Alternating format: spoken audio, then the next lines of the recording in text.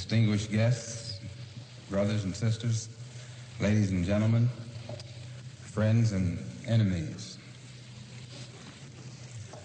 I want to point out first that I'm very happy to be here this evening, and I'm thankful for the invitation to come here to Detroit this evening. I was in a house last night that was bound, my own, but it didn't destroy all my clothes at all, but you know what happens when fire dashes through it. They get smoky. The only thing I could get my hands on before leaving was what I have on now.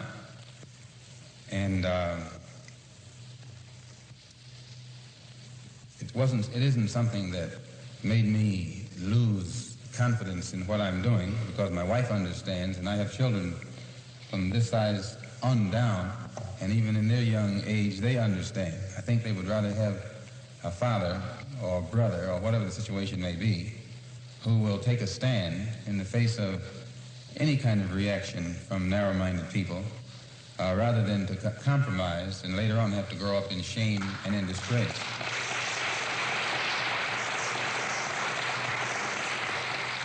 So I just ask you to excuse my appearance. I don't normally come out in front of people without a shirt and a tie. I guess that's somewhat a holdover from the black Muslim movement, which I was in, and that's one of the good aspects of that movement. It teaches you to be very careful and conscious of how you look, which is a positive contribution on their part. But that positive contribution on their part is greatly offset by too many other liabilities. Before I get involved in anything nowadays, I have to straighten out my own position, and which is clear. I am not a racist in any form whatsoever. I don't believe in any form of racism. I don't believe in any form of discrimination or segregation. I believe in Islam. I'm a Muslim, and there's nothing wrong with being a Muslim, nothing wrong with the religion of Islam. That just teaches us to believe in Allah as the God, and those of you who are Christians probably believe in the same God, because I think you believe in the God who created the universe, and that's the one we believe in, the one who created the universe. The only difference being you call him God, and we call him Allah. Jews call him Jehovah. If you could understand Hebrew, you'd probably call him Jehovah too. If you could understand Arabic, you'd probably call him Allah. But since the white man, your friend, took your language away from you during slavery, the only language you know is his language, your friend's language. So you call for the same God he calls for. When he's putting a rope around your neck, you call for God, and he calls for God.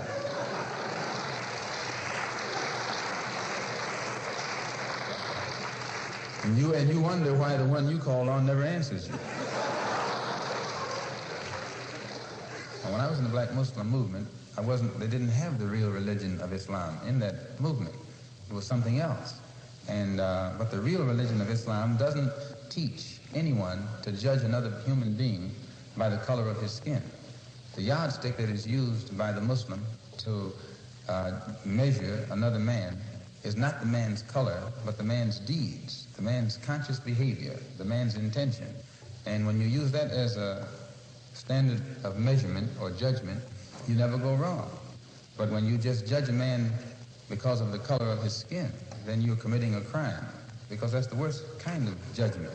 If you judge him just because he was a Jew, that's not as bad as judging him because he's black, because a Jew can hide his religion. He can say he's something else, which a lot of them do that. They say they're something else. But the black man can't hide. When they start indicting us because of our color, that means we're indicted before we're born, which is the worst kind of crime that can be committed. Elijah Muhammad had taught us that the white man could not enter into Mecca in Arabia, and all of us who followed him, we believed it. And he said the reason he couldn't enter was because he's white and inherently evil, and it's impossible to change him. And the only thing that would change him is Islam, and he can't accept Islam because by nature he's evil. And therefore, by not being able to accept Islam and become a Muslim, he could never enter Mecca. And this is how he taught us. And and so when I got over there and went to Mecca and saw these people who blonde and blue-eyed and pale skin and all those things, I said, well, but I watched them closely, and I noticed that there was, though they were white, and they would call themselves white, there was a difference between them and the white one over here. And that basic difference was this. In Asia or the Arab world or in Africa, where the Muslims are, if you find one who says he's white, all he's doing is using an adjective to describe something that's incidental about him, one of his incidental characteristics. So there's nothing else to it. He's just white. But when you get the white man over here in America and he says he's white, he means something else. You can listen to the sound of his voice when he says he's white. He means he's boss. That's right. That's what white means in this language. You know the expression free, white, and 21. He made that up. He's letting you know all of them mean the same. White means free, boss. He's up there. So that when he says he's white, he has a little different sound in his voice. And I know you know what I'm talking about. Despite the fact that I saw that Islam was a religion of brotherhood, I also had to face reality. And when I got back into this American society, I'm not in a society that practices brotherhood. I'm in a society that might preach it on Sunday, but they don't practice it on no day, on any day. And so since I could see that America itself is a society where there is no brotherhood, and that this society is controlled primarily by racists and segregationists, and it is, this is a society whose government doesn't hesitate to inflict the most brutal form of punishment and oppression upon dark-skinned people all over the world. To wit, right now, what's going on in and around Saigon and Hanoi and in the Congo and in elsewhere. They are violent when their interests are at stake. But with all of that violence that they display at the international level, when you and I want just a little bit of freedom, we're supposed to be nonviolent. They're violent. They're violent in Korea. They're violent in Germany. They're violent in the South Pacific. They're violent in Cuba. They're violent wherever they go. But when it comes time for you and me to protect ourselves against lynchers, they tell us to be nonviolent.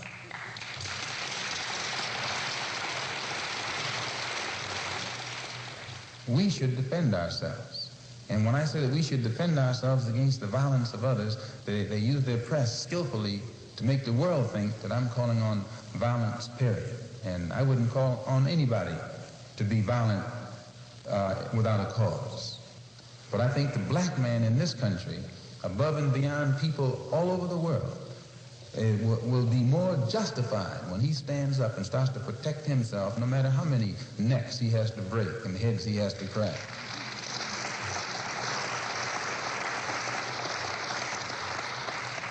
I saw in the paper where on the television, where they took this black woman down in Selma, Alabama, and knocked her right down on the ground, dragging her down the street. You saw it. You're trying to pretend like you didn't see it because you knew you should have done something about it and didn't. It showed the sheriff and his henchmen throwing this black woman on the ground, and Negro men standing around doing nothing about it, saying, well, let's overcome them with our capacity to love. What kind of phrase is that? Overcome them with our capacity to love. And then it disgraces the rest of us because all over the world the picture is flashed showing a black woman with some white brutes with their knees on her, holding her down, and full-grown black men standing around watching it. Why, you are lucky they let you stay on earth, much less stay in the country.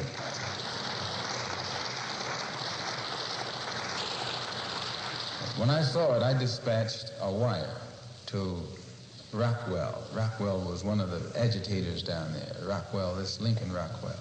And the wire said, in essence, that this is to warn him that I am no longer held in check from fighting white supremacists by Elijah Muhammad's separatist black Muslim movement, and that if Rockwell's presence in Alabama causes harm to come to Dr. King or any other black person in Alabama who's doing nothing other than trying to enjoy their rights, then Rockwell and his Ku Klux Klan friends would be met with maximum retaliation from those of us who are not handcuffed by this nonviolent philosophy.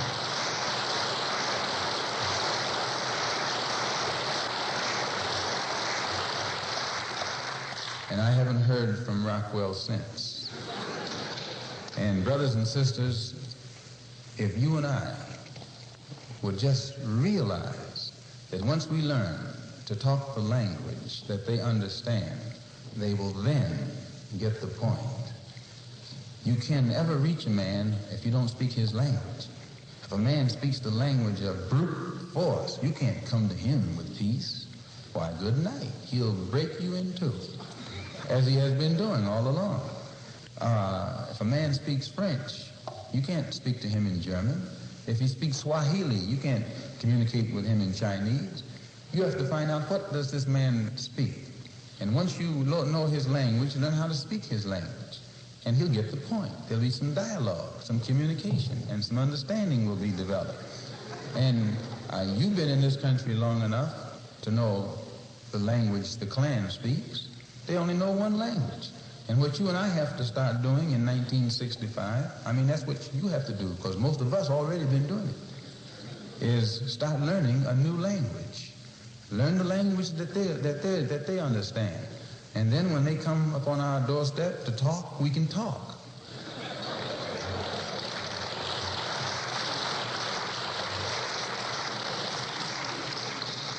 And they will get the point. There'll be a dialogue. There'll be some communication. And I'm quite certain there will then be some understanding. Why? Because the Klan is a cowardly outfit. They have perfected the art of making Negroes be afraid. And as long as the Negro's afraid, the Klan is safe. But the Klan itself is coward. They never come, one of them never come after one of you. They all come together. Sure, they're scared of you. And you sit there when they put the rope around your neck saying, "Forgive them, Lord, they know not what they do." As long as they've been doing it, they're experts at it. They know what they're doing.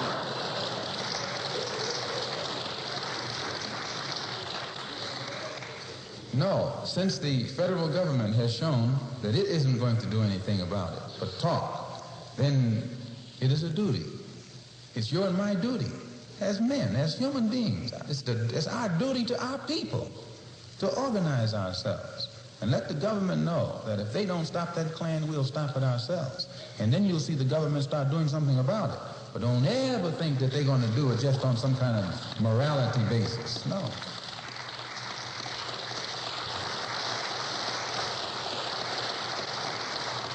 We only mean vigorous action in self-defense.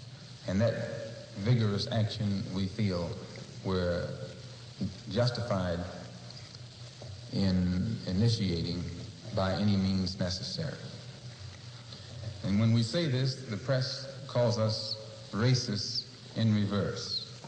With skillful manipulating of the press, they're able to make the victim look like the criminal and the criminal look like the victim. Right now, when in New York, we had a couple cases where the police grabbed the brother and beat him unmercifully, and then charged him with assaulting them. They used the press to make it look like he's the criminal and they're the victim. This is how they do it. And if you study how they do it here, then you'll know how they do it over here. It's the same game going all the time. And if you and I don't awaken and see what this man is doing to us, then it'll be too late. They may have the gas ovens already built before you realize that they're hot.